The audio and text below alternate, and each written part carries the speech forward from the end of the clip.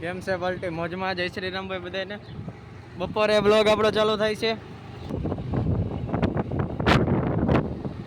પવન બહુ છે, તમને સંભળાશે નહીં એટલે હું થોડોક જગ્યા સેફ ગોતું છું. સેફમાં ને આપણે તમને સંભળાય એમ કઈ ન થાય.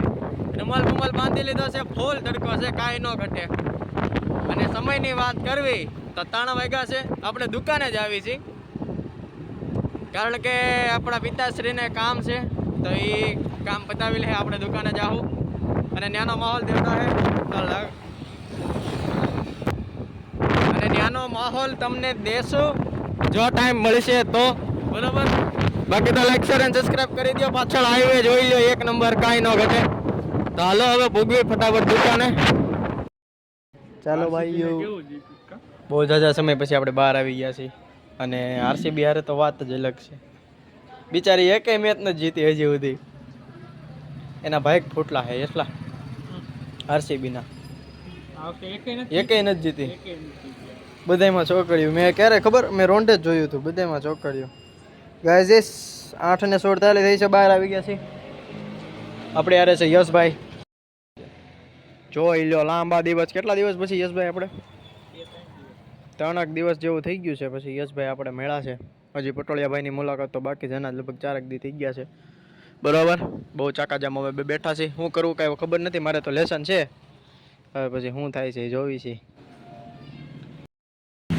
હાલો ગાઈજીસ, તમે તો રાઈટ જોઈ છે. અરે એ ચોટે છે કેમ ગાઈજીસ?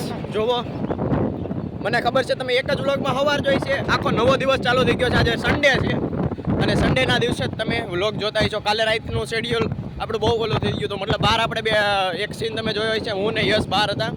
પછીથી આપણે લેસન કરવા બેસી ગયા હતા, અને લેસન કરીને પછી શાંતિથી આપણે હોઈ ગયા હતા, બરોબર. હા, જ્યાં ચોટતું નથી જોતો દાદા, લેગ થાય છે, નથી થતું.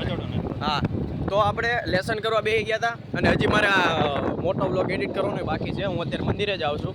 કઈ રીતે બધું મેનેજમેન્ટ કરી મને નથી ખબર, પણ મેં કીધું તમને સવારે આપણે કહી તો દેવી. અને આજનો બ્લોગ જોવાનું તો તમે બોલો, કારણ કે આજે રવિવારે ઉભા રહ્યો. રવિવારે તો આપણે મોજ જ હોય. બાકી તો બસ જાવી છીએ, રસ્તામાંથી ભૂલે છીએ, હમણાં ભૂગી જાઉં. અને મારે બ્લોગનું કાંઈક કરવું જોઈએ, તો ક્યાંય કઈ રીતે બ્લોગ કરી છે નથી. કારણ કે ટાઈમની વાત કરી તો જવું તો વાગી ગયા છે, એટલે જોવી છીએ આપણે ધીમે ધીમે કરી નાખીશું, બરોબર. પણ તમે લાઈક શેર સબસ્ક્રાઈબ કરી દેજો. અને બાકી તો કાલનો આખો બ્લોગ જોવાનું ભૂલતા નહીં. જોવો ગાઈજીસ, મોંઘેરા મહેમાન આવ્યા છે અમદાવાદથી ને. પરીક્ષા પતી ગઈ છે જોહેલભાઈ ચોકડિયાને, અને આપણે તો અહીંના આવતની છે, મળતા રહેતા હોય વચ્ચે વચ્ચે. બાકી તો મંદિરે શિવમ સ્ટુડિયો વાળા ભાઈ અહીંયા ઉપસ્થિત છે, જેના ચેનલ ઉપર કેટલા સબસ્ક્રાઈબર છે તમારા? કેટલા કે છે સબસ્ક્રાઈબર યુટ્યુબમાં?